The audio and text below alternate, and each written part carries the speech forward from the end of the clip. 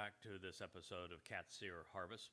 It is about the Shabua and the Teruah harvest, the two next Moed Mikre. These are invitations to be called out and meet with God to be fulfilled. They will transpire in May 22nd of 2026, just under a year from now, and then 7 years later at the end of the time of Israel's troubles on the 23rd of September 2033. These are the Qatsyr and the Lakat of the remainder of God's covenant family who are here on the earth, as I say, before and right after the time of Jacob's troubles. We were pursuing a very interesting prophecy because there are very few prophets that are as focused as Yoel. Yoel revealed his testimony sometime around the period of Zechariah. I would think immediately before Zechariah, and then Zechariah, of course, is followed by Malachi. So Yoel, Zechariah, Malachi being the last three of Yahweh's prophets. And he spoke specifically of this time, of the last days, of the final 7 years that would draw us in to the ultimate homecoming, when the Messiah and Son of God, who is known to David, not that other guy, actually returns with Yahweh, who is actually God. On Yom Kippurim, the Day of Reconciliations, that'd be the 2nd of October in 2033. This is our timing going forward, and I want you to know as much about what's going to transpire as is absolutely possible, so that we're in a position to capitalize together. I want you to benefit from what we have learned. The testimony I'm providing to you is all provided in this book. This is called Qatsyr Harvest. It is volume 5 of the Yada Yahweh series. It was written initially about 10 years ago, updated substantially about a year and a half ago with all that we have learned. Most recently about these two harvests, the harvest of sevens and the gleaning of the herald, Shabua and Teruah. And so if you are interested and you want to validate anything that I'm saying, you want to check out the translations, want to look more deeply into this material, go to yadayah.com, pull down the 5th volume of the Yada Yahweh series amongst the 35 books there on the shelf, and you will be able to read the entirety of it for free. We are now continuing to pursue what is shared in the 2nd chapter of Yoel. Yoel means Yahweh is God, named very appropriately. This is where we left off on our last program. I was sharing the commentary regarding this passage, and so for the commentary to make sense, I think we need to return to the statement that the prophet made on behalf of Yahweh. And he said, "It will be a day of darkness during a time of ignorance and confusion, when much is obscured. Then there will be a tremendous reduction in light, a day of obscuring phenomenon, gloomy and miserable, similar to the swarthy blackness which is spread out upon the mountains, with an enormous number of dim-witted and enlightened people, too numerous to be counted, and the likes of which has never existed previously, even unto the dawn of time. And after this, it shall never occur again, throughout the generations, generation to generation, throughout the years, I should say, generation to generation, time to time." So what we have here is, just by way of review, is the fact that God is saying that this present generation, the people who are alive on this planet today, are exceedingly dim-witted, that this is the most ignorant and irrational period that God has ever assessed. And the time that I spend on social media trying to convey this testimony to God's people, I can assure you that that is the case. The prophet is absolutely correct. This is a period of tremendous ignorance and confusion. In fact, the last two generations in the West are just especially ignorant. They have been indoctrinated in socialism to the point that they're incapable of using evidence and reason to deduce an informed decision. So this is a time of great confusion, of where ignorance prevails, where there is a tremendous diminishment of enlightenment. There's so much obscuring phenomenon, particularly in social media today. And it's similar to this swarthy blackness which is spread out upon the mountains. When you talk about blackness on the mountains, we're talking about Israel. This would be particularly the mountains to the eastern side of the country, as we move in the direction of Jordan. There's also numerous mountains in the northern part of the country, particularly as we approach the Golan Heights, and then there's the two mountains of great interest in Jerusalem itself, the Mount of Olives and Mount Moriah. When we hear that there's going to be enormous numbers of dim-witted and unenlightened people and dressed in black, too numerous to count, the likes of which has never existed previously, what the prophet is describing is an onslaught of Islamic terrorists. They are prone to wear black. If you look at almost any of the protests now, even the people milling around in Gaza, black is their chosen attire, and they will be too numerous to count, which means there won't be a few thousand Muslims that infiltrate Israel this time, as there was on the previous occasion with Alaska flood on 10/7 of 23. On this occasion, which will occur during the time of Jacob's troubles, and I think the next onslaught is likely in 2027. It's going to be at least 100 to 1, maybe 1,000 to 1 more intense. It'll be far too many Islamic jihadists to count. Nothing will have ever occurred like this to the dawn of time. Now, there have been a number of assaults where there have been invasions previously, not in Israel, but in other places that were, well, one in Israel that almost numbered 200,000. That would be the Assyrian assault. And the Muslims all around Israel tried to marshal armies of that size. But for the most part, mankind's invasion forces are in the 1 to 200,000 at the very, very largest. This will probably be counted in the millions.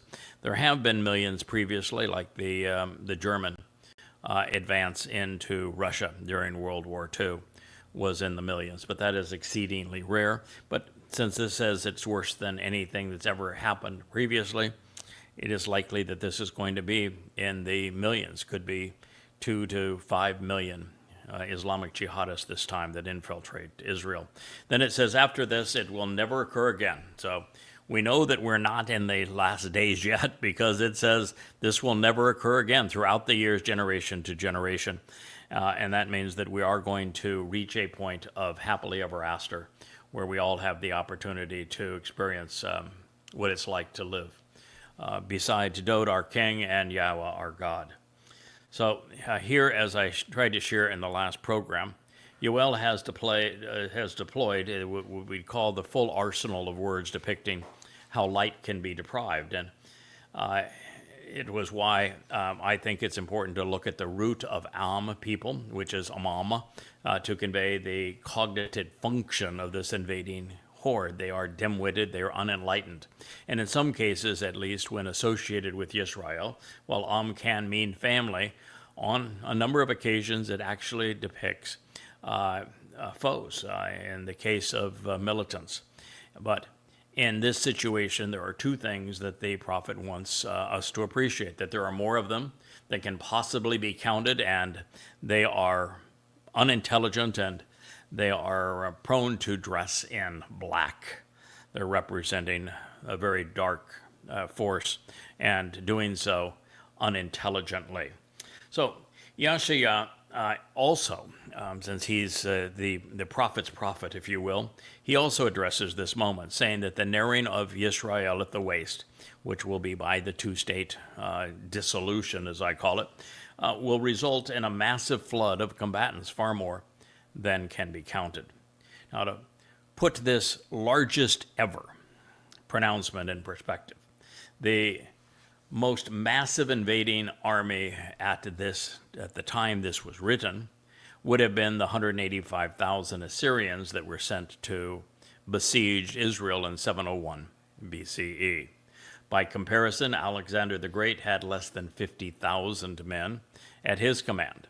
In antiquity's greatest battle, Rome put 86,000 troops up against Hannibal's 60,000 Carthaginians during the Battle of Cannae in Italy in 216 BCE. And speaking of the Romans, a legion was comprised of 5,000 soldiers, and 4 were brought to bear against Judea in 70 CE, and 3 in 133. So Genghis Khan is said to have amassed a highly mobile army of nearly 200,000 warriors, but they were never deployed in a single invasion. And while the Germans sent upwards to 5 million men to die in the Soviet Union, they did not arrive or fight at the same time. So if you're looking for the largest invasion ever deployed at one time, it would be the foolishness of the D-Day Operation Overlord in June 1944. Then just over 130,000 troops landed on Normandy's beaches, with only 120,000 leaving them alive.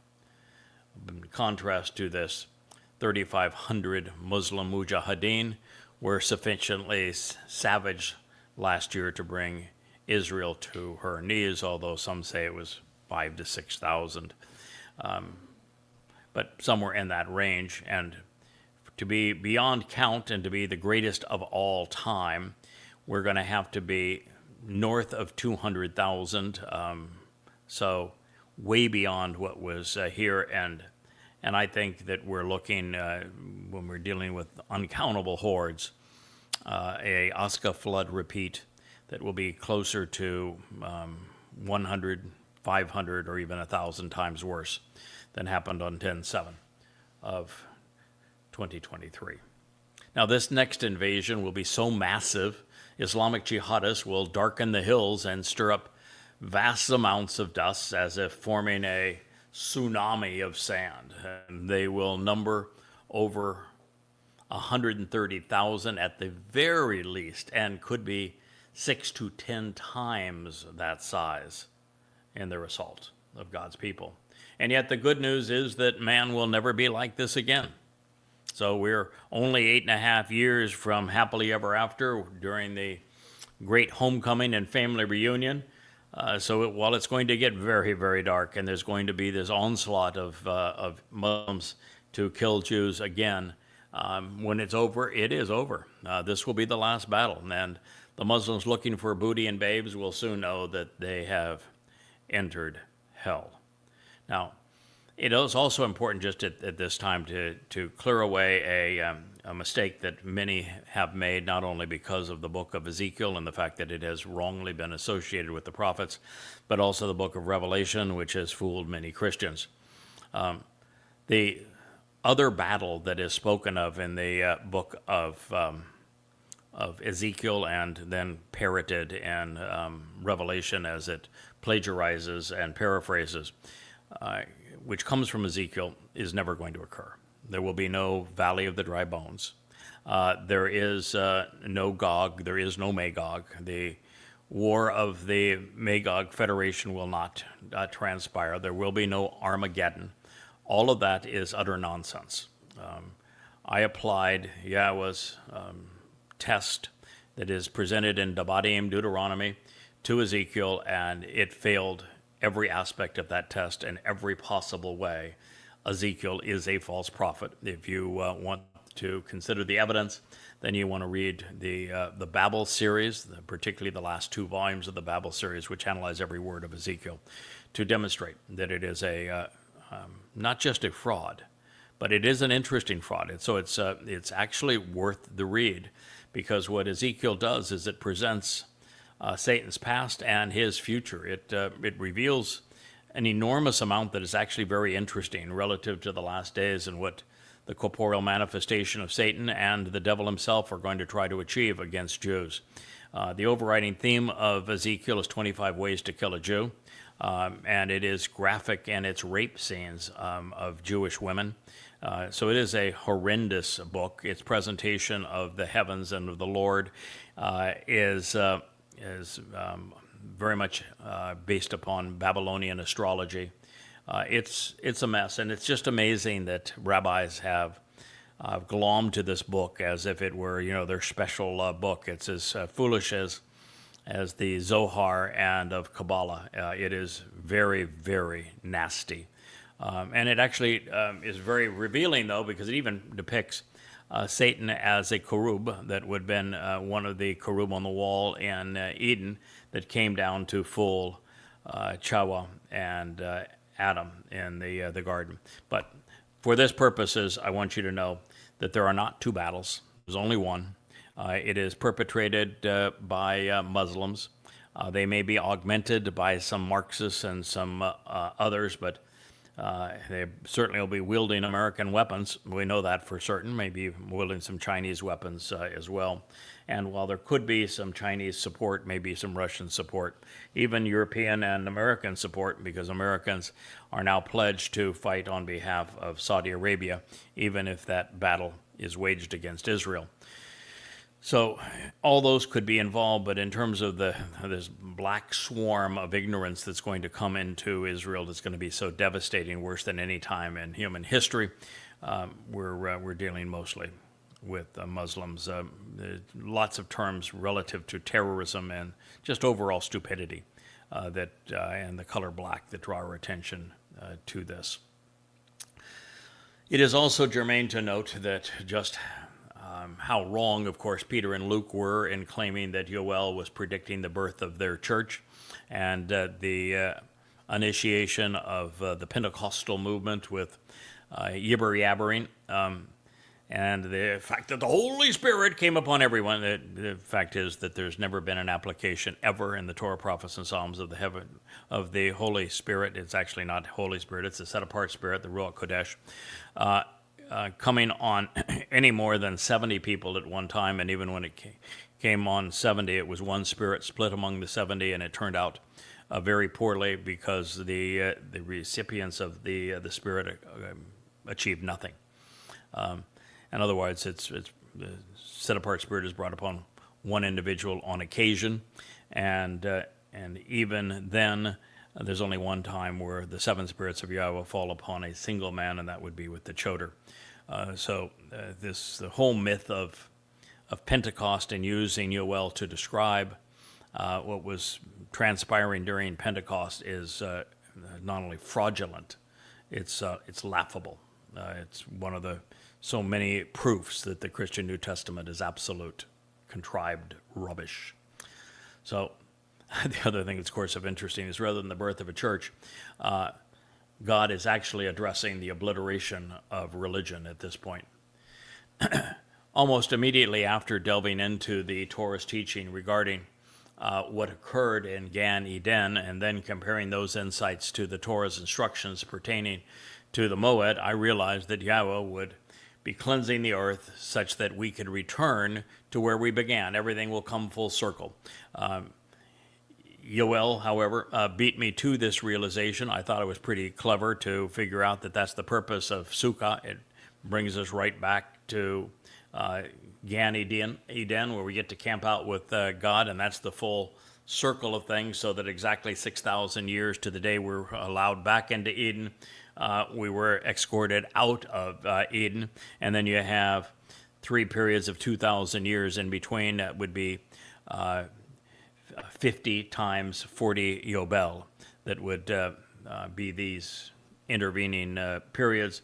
The first beginning at 3968 BCE, when Adam and Chava were escorted out of Gan Eden. 2,000 years later, 40 Yobel. Yobel is a 50-year period where all debts are forgiven, all people are freed, and we return to the land. It's an appropriate presentation of what God does on the Yobel years. And 40 Yobel, 2,000 years from that time, is 1968 BCE. That's when Abraham and Yishak went up Mount Moriah for the first time, and there was a dress rehearsal for Pesach, Passover, in that place.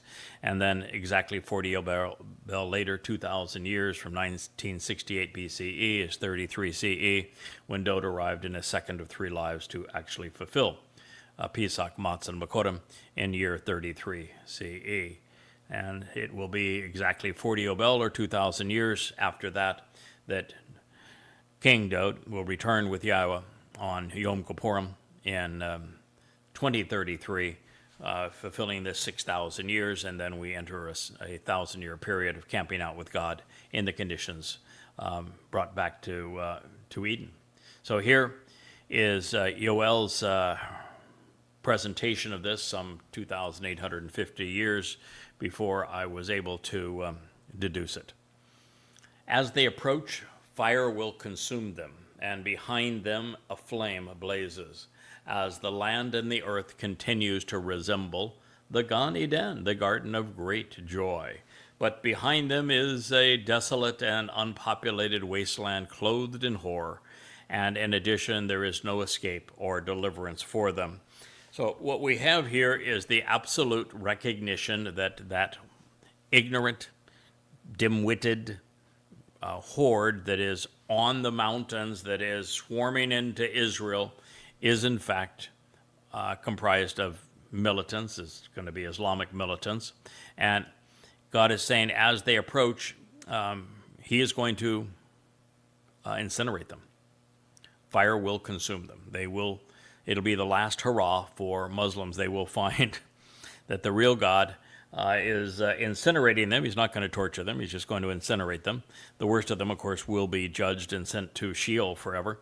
But this is going to be a cleansing of the earth of all religious sentiments, all militancy.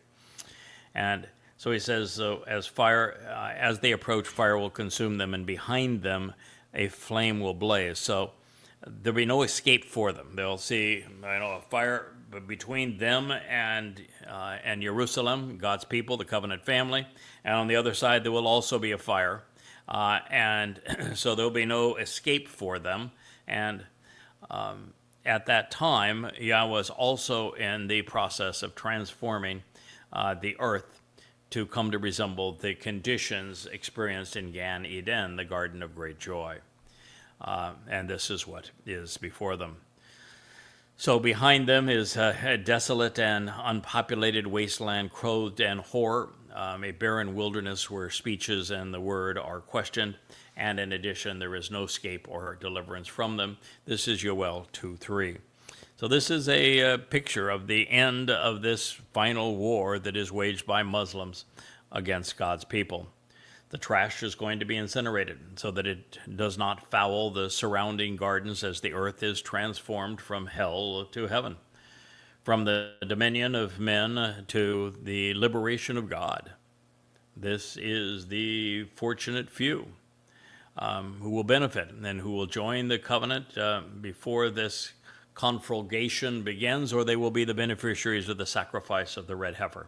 As for those who come to destroy Israel and decimate Yehudim, it will be for the last time. There will be no reprieve. There will be no escape. There will be no saving them. There will be no preaching, no reaching out and saying, oh, Muslim, you might want to listen to this. No, there will be nothing of that sort. You come to harm Israel, you're gone. Expunged. Incinerated. Now, while I'm obviously beating a dead religion, Joel 2 could not be addressing the fulfillment of Shabuah, particularly the counterfeit Pentecost, as was claimed by Peter in 33 CE, when it speaks of the restoration of the earth such that we will enter the conditions found in Eden. It's going to occur, but 2,000 years later than Peter portrayed. For those who have read Goddamn Religion, or Prophet of Doom before it, you know that throughout the Quran, Allah was preoccupied with roasting almost everyone in his hellfires. He is the warden of hell. That's where he spends all of his time in the Quran. And that will make this a shocking experience for those expecting virgins as part of their pay-for-slay package with their God. So, it will be an interesting moment to witness the expressions on their faces as these militants who believe that Allah would dish up a decadent treat for them rather than witnessing Yahweh being there to incinerate them. Now, this is the best possible news for the survivors among Jews, because not only are the Muslim mujahideen thwarted from their sadistic desires and then consumed in the flames, the blaze is transformative, leading beautiful gardens in its wake. The earth was going to be gorgeous, every aspect of it garden-like, manicured, beautiful, flowering. And on the other side, of course, is going to be the horror of religion that is exterminated at this time, making way for this loving relationship. Now, this final assault against the Promised Land, even with militants buttressed by militaries, will be no match, of course, for God. Although it is possible that the Sus, which can be rendered as either something which flies or a war stallion, could speak of a barrage of missiles, rockets, and drones replicating that which occurred, but on a much smaller level previously on 10/7 of 23. But this is going to be on a far more devastating scale. And one of the things that we have learned, both to some degree from the Iranians and the Houthis, but mostly from what's happened in the Russian-Ukrainian conflict, is that systems like the Patriot missile system, the Iron Dome, David Sling, that sort of thing, they are, very good at taking down a missile here or a missile there. They can take down a score of missiles here and a score of missiles there. They cannot do it efficiently, however. The cost of the interceptor is sometimes in the range of 100 times or more the cost of the original projectile. So if you want to destroy a country economically, you send a lot of missiles, and they devour their interceptors at a cost that is at least 100 to 1 and sometimes 1,000 to 1 in expense. But it's far worse news than that, which is that all a nation has to do now to overwhelm any ship's defenses, any airplane's defenses, any nation's defenses, is to send a lot of missiles. That's the reason why floating Navy ships are nothing now but coffins. There's no way to project a force anywhere in the world. This idea that we need to prepare for war and have a mobile military and have them be ready to dispatch, there's nowhere they can be sent anywhere. A barrage of missiles will take out every naval ship afloat. The only weapons that will be left in a war between world powers are the boomers, the nuclear submarines, but if they're used, there's no place ever for them to return. So this is the earth that and the kind of warfare we're talking about, is that Israel's foes will send in more drones than the Iron Dome will be able to deflect. It will bankrupt the country because they won't be able to replenish them anyway. America is going to go bankrupt, and so it's not going to be able to help. And the fact is that Israel won't be able to bring down even 10% of the number that are incoming, and the major cities will be destroyed. So this is what we're looking towards. Before the marauding Muslims are swallowed up, however, in the flames of Yahweh's fury, they're going to make one last stand, this time buttressed by a fading superpower in all likelihood. There will be what could be compared to the appearance of swift-flying armaments and war transports. Now, these swift-flying armaments, these Sus, could be nothing more than drones and missiles and the kinds of things that the Iranians, the Houthis, the Hezbollah, and even Hamas launched against Israel, just in a significant number. So we don't really have to have the fading superpower like the United States engaging in this on behalf of Saudi Arabia, which we're pledged to do, America's pledged to do. It could be nothing more than lots and lots of missiles and rockets and drones. So this phenomenon could be perceived as being similar to armored personnel carriers and mobile cavalry, especially pertaining to the way they run and are driven in pursuit of their foes. Can roots, considering the pace that they dart about, aggressively chase after an opponent and in response to their operators. It is telling here in that description is of these small drones that have become a real menace in the Ukrainian-Russian conflict. The Ukrainians brought them out because they didn't have the artillery, and they thought that this would be a way to attack the Russians, and they were successful initially. They just used some to take out a half a dozen antique Russian bombers. But the fact is that the Russians are vastly better at it than the Ukrainians, and once attacked the first time, and Russians were overwhelmed by this swarm of drones, the Russians came up with a strategy for knowing where the operator was of the drones, and they targeted the operator with their systems. And now the deadliest job in the military is to be a drone operator in the battlefield. And so it is these drones, and I don't know if you've seen images of them. If you haven't, you go on X, for example, and what you'll see is soldiers in a desperate time trying to flee these things. The operator has the camera and zeroes in on them, and the drone just circles and circles until it comes down and explodes right on top of the person. It's a horrible way to spend the last minute of one's life, but these things do dart about in pursuit of their foes. It's exactly as they're being described here. And they're really, unless you were the Russians and you've had to come up with countermeasures to them, there really isn't any other country that has a countermeasure to drones. You cannot use the Iron Dome, for example, is not going to work on these. You're not going to be able to use Israel's lasers. They're just too numerous of them. There are too many of them. They're too small, but they're devastating, and that's what it seems like the prophet is describing here. With the loud roar and thunderous rumbling of these also military vehicles upon the summits of the mountains, their leaders seek the high ground as they leap about, springing into the air like the crackling of a flame of fire devouring the stubble. So in addition to these, we will see a slight difference in the way that the Mujahideen invade Israel the previous time. Most of them just walked in. The vast majority of the 4,000, 5,000, 6,000 Mujahideen, Islamic jihadists that came out of Gaza, walked in on foot. They were lightly armed, some on motor scooters, but most were just on foot. And they devastated Israel for the next 12 hours. In this next episode, Mujahideen, by this definition, are going to come from further away. There's going to be many that come from Turkey, Saudi Arabia, Kuwait, for example, into Israel, from Jordan into Israel, from Egypt, and from Syria, and as well as from Lebanon. And so they're going to be riding in military vehicles and also in trucks. There's going to be lots and lots of them.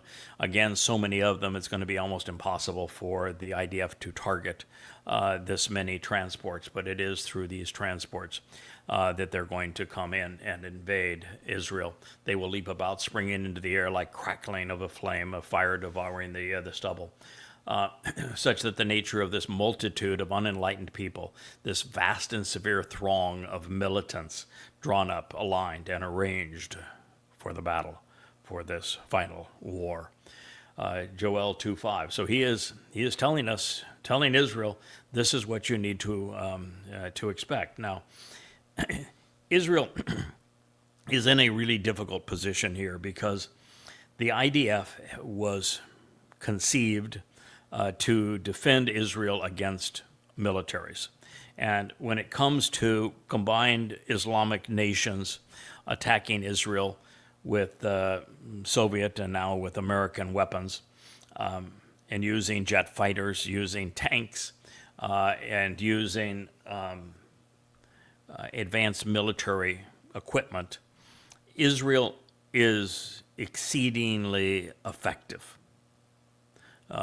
Great example to be the Six-Day War, and again, even grossly outnumbered and taken by surprise, the Yom Kippur War, would be examples of this. And since that time, Israel has invested heavily in F-15s and F-35s, and in small cruisers, in submarines, and in ballistic missile technology, as well as drone and missile interceptors. But that's not the way this battle is going to be fought. That's why when 10/7 happened, and Muslims just simply had bulldozers push through the fence, after the gun battles that took place against the Israeli IDF positions along that fence line, the rest of it was pretty simplistic. These were men that were typically fairly lightly armed, many times just using knives and garden implements. And they wreaked havoc with Israel, and Israel had no idea how to respond. They didn't send any tanks down to prevent captives going back into Gaza. They didn't launch a single one of their Apache gunships. They didn't deploy anything, personnel carriers of any significance. Israel had no idea. The IDF had absolutely no idea how to respond to this flood of jihadists, and this was 100 to 1,000 times less than what's going to come. And if you look at what Israel is spending its money on in terms of the IDF, in terms of equipment, it is to bomb Iran and to deal with the Houthis, but not with another onslaught of Islamic jihadists. And therefore, what 10/7 proved is that this asymmetrical strategy is indefensible, and that it is murderous, and that it done in a coordinated fashion, so that it's not just Gaza, but Muslims from inside Israel, with the two-state dissolution having been implemented, Muslims from Judea and Samaria, from actually inside Israel proper, from Lebanon, from Egypt, from Saudi Arabia, from Turkey down through Syria, which they now control, and in from Jordan, from Iraq, from Iran. This is going to be overwhelmingly devastating, unstoppable. Along with this barrage of missiles is what is also being depicted. So if you want to know what's going to happen, this barrage of missiles is going to be sent into the cities. And it's going to be a far greater barrage than Israel's Iron Dome and David Sling can deflect, overwhelmingly so. It's going to capacitize. It's going to have so many more missiles and drones than Israel has interceptors, or that the system can target these, that major cities are going to be in flames. And they're going to target power generating plants and water facilities such that there won't be any water, there won't be any power, and the drones will just keep on, the drones and the missiles will just keep raining down, particularly after the interceptors are depleted. And there's be absolutely no use whatsoever of F-15s and F-35s and tanks and in this, or Apache gunships, because it's all just going to be too close, too powerful, too much, too overwhelming as this black scourge comes over the mountaintops to kill Israel and kill Jews. So this is the battle lines that have been described. It is the only battle. As I've said, there is no Gog or Magog war or Armageddon. This is what is going to happen in Israel. It's going to happen for lots of reasons. I've shared many of them previously. One is that Israel lost the war of public opinion and its demolition of Gaza. They went from victims to being perceived as the perpetrators. Israel played that very foolishly. There was a way to deal with it. They did not deal with it appropriately. Israel has given lip service to Palestinians. They speak often of Palestinians. There's no such thing, but even by designating people as Palestinians and speaking of them, Israel lost the high ground, as opposed to it just being nothing but an ethnic slur that was first perceived by Hadrian for no other purpose than to perpetrate genocide against Jews. But Israel proceeds with it. Israel has not had the courage or fortitude to take down the magnets for this kind of an assault, which are the Dome of the Rock and Alaska Mosque, which needed to be scrubbed from the Temple Mount.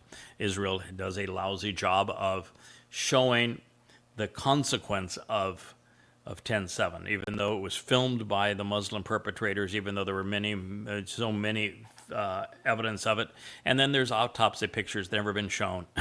Autopsy and then results where you had a specific list of every single person, specifically how they died, full graphics of the whole thing, buttressed with beautiful pictures of their life prior to this and their family members that were deprived of their laughter and life going forward.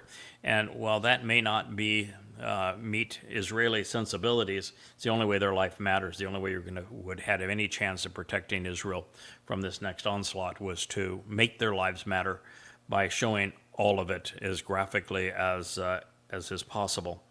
And then Israel's IDF is just not geared for this kind of an onslaught. Militaries don't like to fight this way. This is not what they want to do. This is not what they're prepared to do, and they're no better prepared to do it now than they were nearly 2 years ago.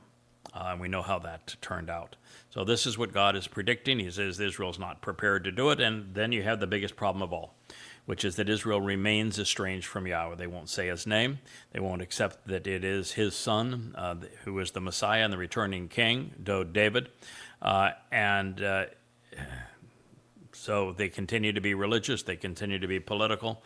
And while they are, and before they return, God's going to sit this one out. So, do not think that prayer is going to help. It's not. God's not listening. You did not listen to him. He is not listening to you. He is not going to intervene until the very end. Yes, at the end. And this will be beginning on Teruah, which is one of the harvests, this one in 2033, September 23rd and 24th.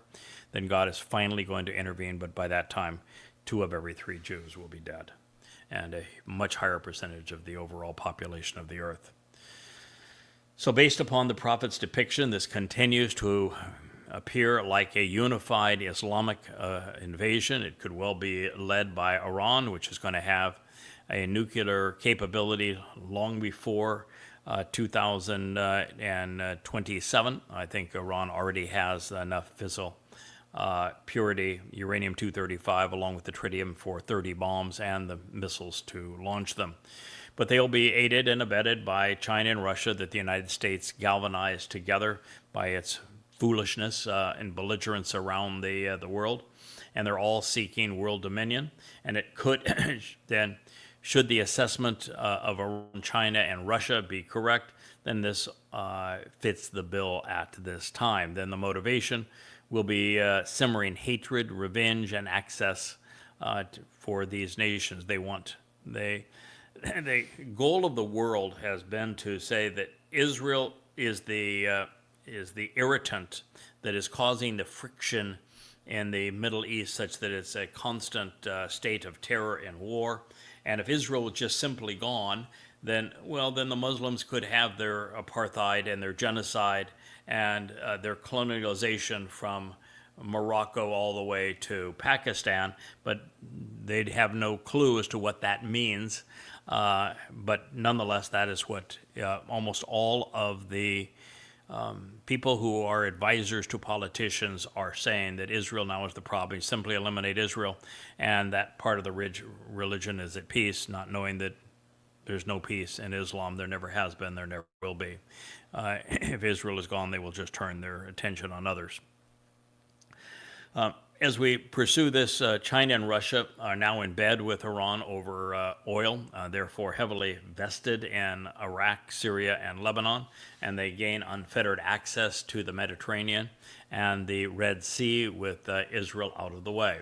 Further, both China and Russia are strategically invested throughout Africa, particularly in Ethiopia, and have considerable rare earth mining interests throughout the continent. Their roadway to these riches passes through Israel, and then there is the most recent fly on the ointment which is that China is Israel's second largest and fastest growing investment partner during a time when the U.S. is imposing global restrictions and is fighting a proxy war with Russia, forcing Putin to partner militarily with Iran and China. We've made a mess of the world. All right. From their presence, the prophet says, the people will tremble. They'll shake, withering in anguish, terrorized and tormented as they become flushed and pale. Joel 2:6. Like warriors, they charge ahead, quickly chasing their prey. As men of war equipped with weapons, they scale barriers and come through walls. Each individual travels on his own route, and for the cause, they do not renounce their pledge or swerve from their path or their conduct. Yoel, Yahweh is God, Joel 2:7. Well, ain't that the truth? So here we have this black horde of Muslims, these terrorists.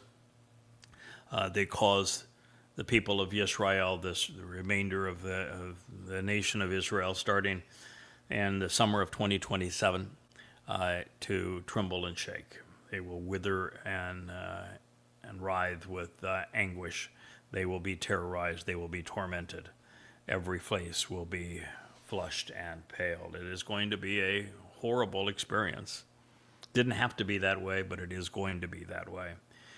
These warriors, these mujahideen, will charge ahead. They will quickly chase their prey, just like they did on 10/7, making their way well into the kibbutzim and the communities around Gaza. But now they're attacking from all four sides, plus inside out. And their prey is Jews. And they will be reasonably equipped with weapons. And as it says here, they will scale the barriers and come through the walls. The protective barricades and defensive blockades will be of no value. And each individual travels his own route for the cause. What it says is this is not standard military discipline. These are mujahideen, and they have an interest in personal plunder, personal abduction, many in rape. They get off with the mutilation and torture of people. They even enjoy killing and rendering animals such that they suffer. There were 60 dogs that were just shot and bludgeoned for no other reason than Muslims hate animals, particularly dogs. And their pledge, the pledge is the Pledge of Aqaba. The Prophet was aware of it. I'm aware of it. The Pledge of Aqaba is a vow by the first Muslims to wage war against all mankind on behalf of Allah. Allah reminds the Muslims that they made this pledge to him, that all Muslims would die fighting and killing for him. And so they will not renounce that vow. They will remain bloodthirsty Muslims and jihadists, fighting and killing from Allah and never veering from that path of conduct. So other than being responsible for committing 90% of the world's most heinous terrorist acts, Muslims aren't very good at most things, although we can count on them being boisterous and agitated thieves, as this prophecy foretells. They also fit the bill when it comes to being unenlightened and militant, in addition to numbering in the billions. Not only are the Islamic Mujahideen aligned against Jews and overwhelmingly in favor of war against Israel, but as we have seen, they have a thing for scaling walls and for evading protective barriers.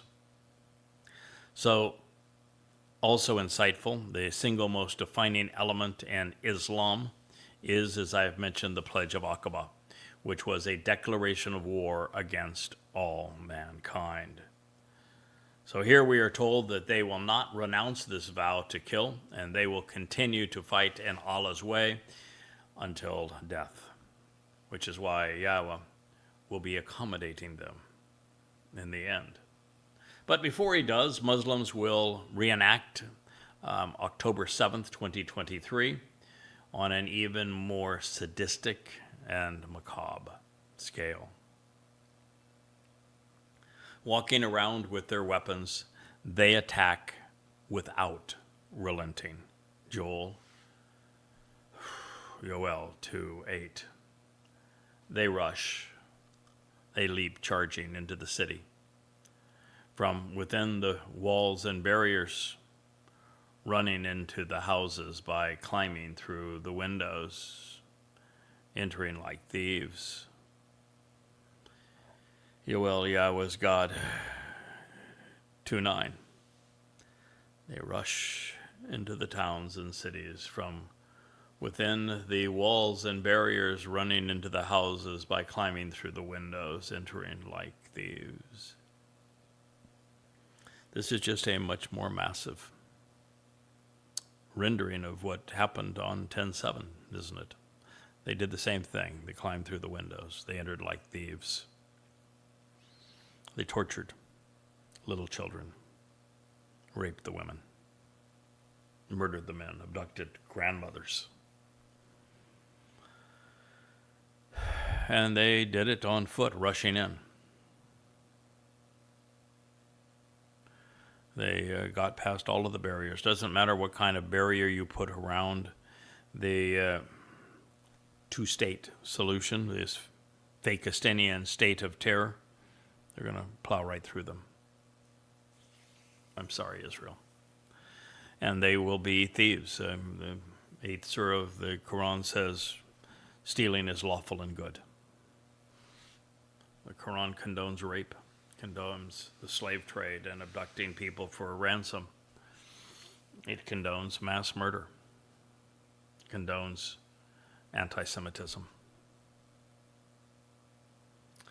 So it's as if Yoel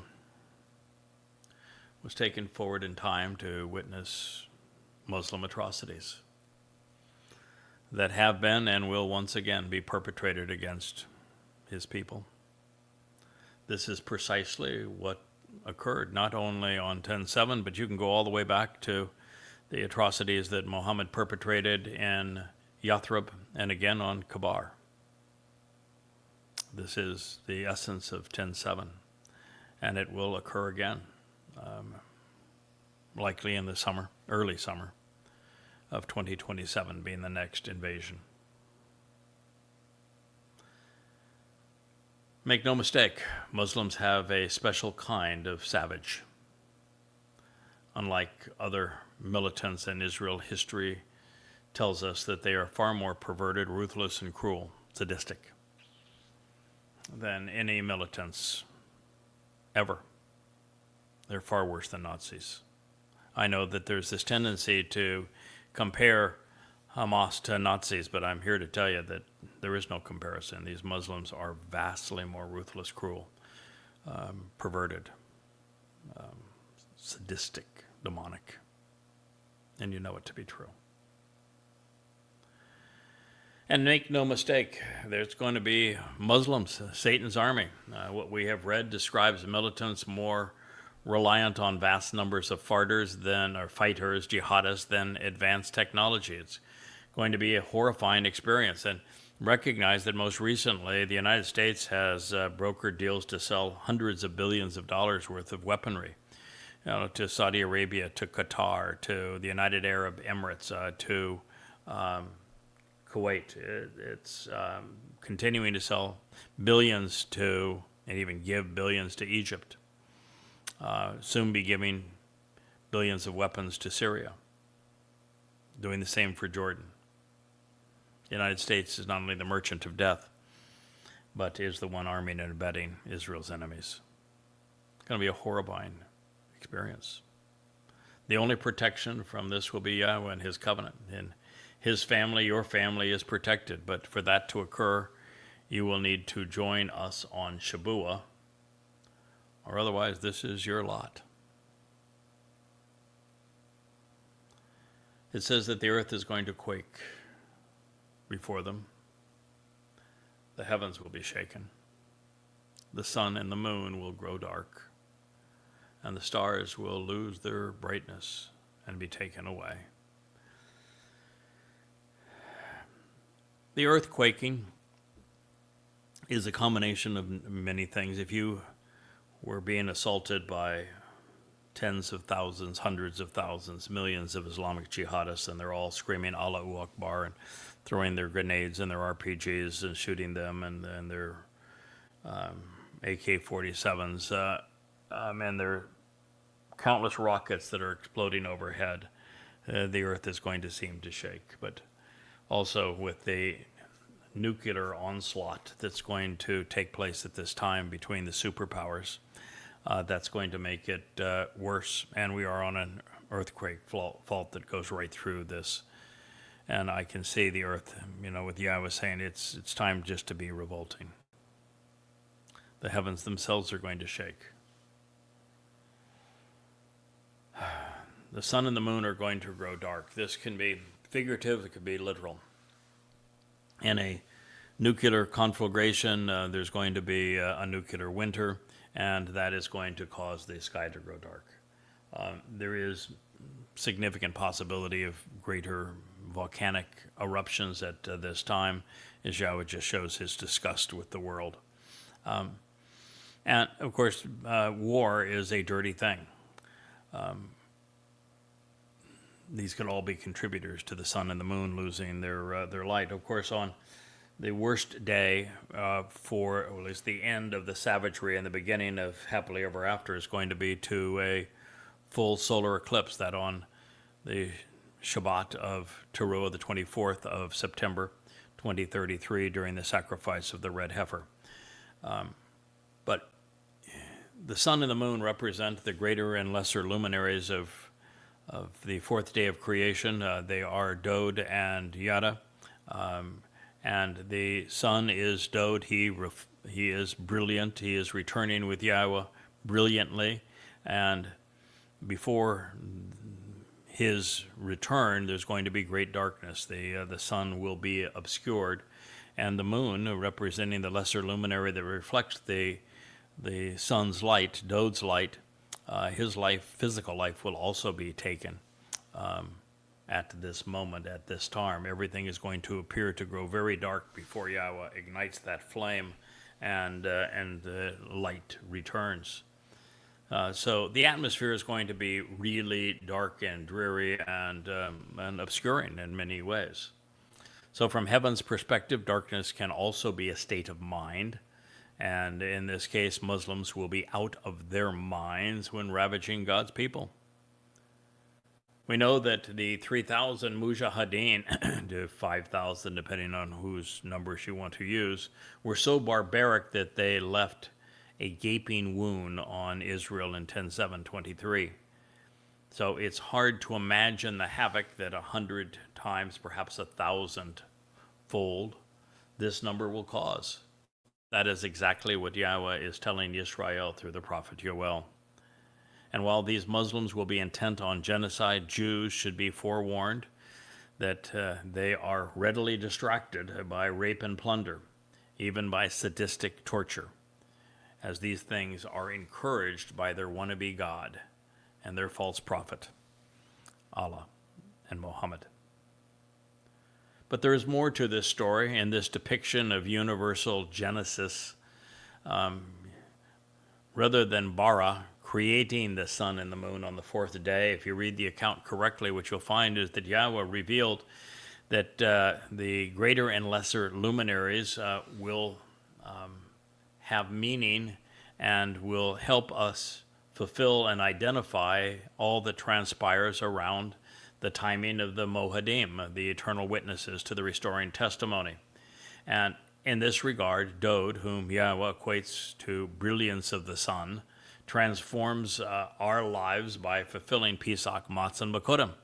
And while God's firstborn will soon return to initiate this homecoming of Kippurim reconciliations between Yahweh and Yisrael, no one knew any of this prior to his Bashar heralds revelations, as they were presented initially in Yada Yahweh and now are part of the Yahweh blog.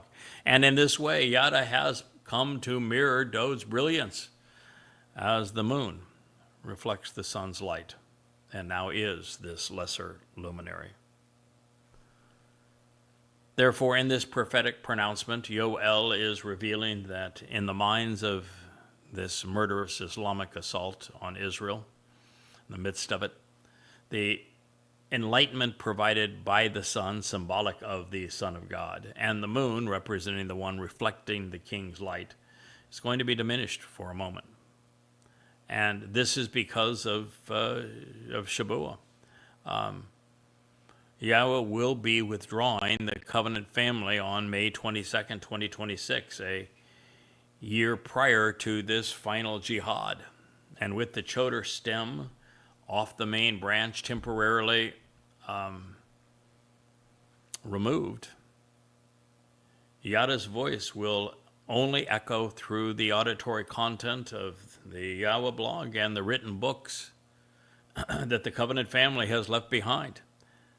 They are the stars of this prophecy. To a significant degree, much of what Yisrael has come to know about their Messiah, Savior, and returning King through the Nakri, observant foreigner, and this Bashar, herald, is going to be shelved when we are all gone.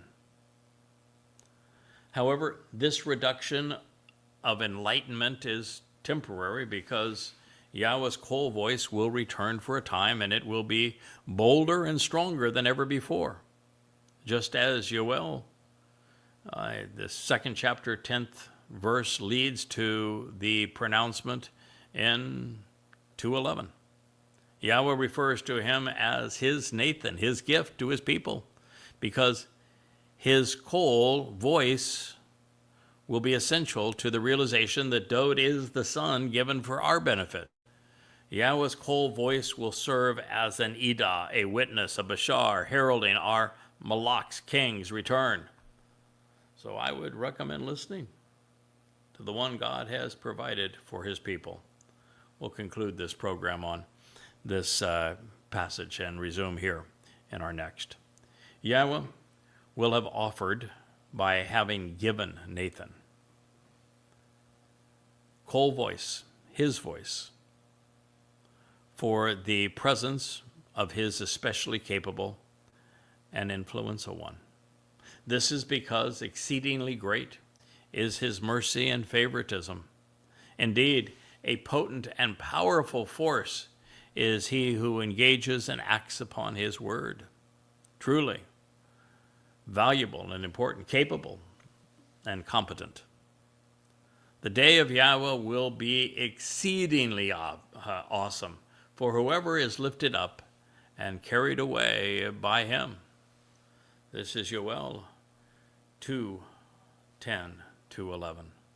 So what we have is Yahweh announcing that there's going to be one who is given at this time.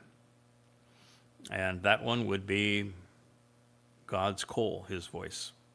He is going to be offered as a gift to give voice to the presence of the most capable and influential one of all time. That would be David, our Messiah, returning King, our Savior, the very Son of God.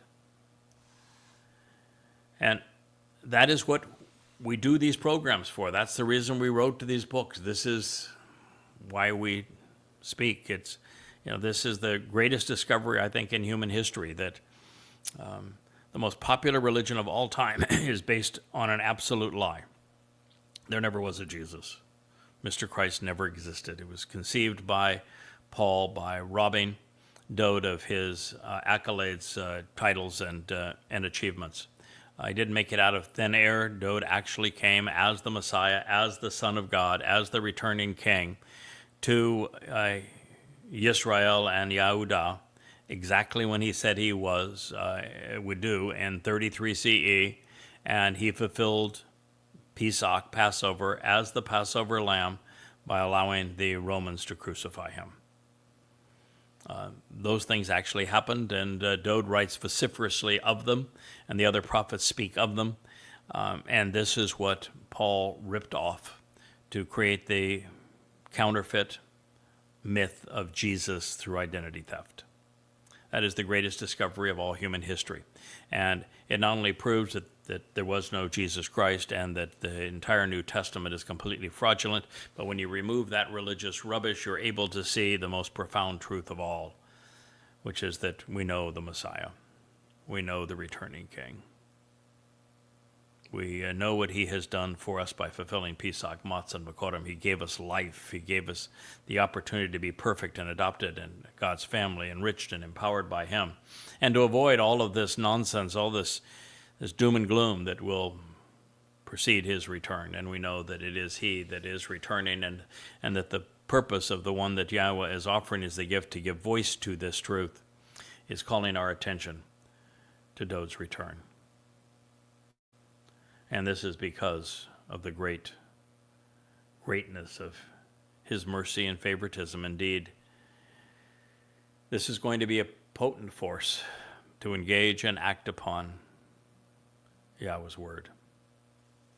And he's, from God's perspective, and should be from yours, truly valuable, important, capable, and competent. Just as Dod is the ultimate Gabor, his herald is also Gabor and Gadol, significant, enabling, empowering. And all of this leads to Yahweh's return. There is no return of God without this message. There's no return of the Messiah without this message. There'd be no one for them to return to. No reason to come back to the earth. And so this is all being shared with you to make the day of Yahweh exceedingly awesome, which God affirms it will be. This is Yom Kippurim, the Day of Reconciliations, year 6000 Yah, October 2nd, occurring at 6:22 p.m. as the sun sets in Jerusalem, when the greater luminary Dod will come back as brilliant as the sun, as God, Eloah, in Yahweh's presence. Spectacular moment, the greatest sight in the history of the universe as this manifestation of God's power is accompanied by our Messiah and King, the very Son of God, Dod, at this time. And that is the great day of Yahweh. And what he's going to achieve on that day is the reconciliation of his relationship with his not only covenant family, but also with the mortal remnant of his people. And whoever is lifted up and carried away on this day, it is happily ever after. So I thank you for listening to our second attempt here at the Yahweh blog for today, as we pursued our study in the Qatsyr harvest and the time and the circumstances surrounding them. Thank you so much for listening. I am Yada Craig Wynn, and this has been the Yahweh blog.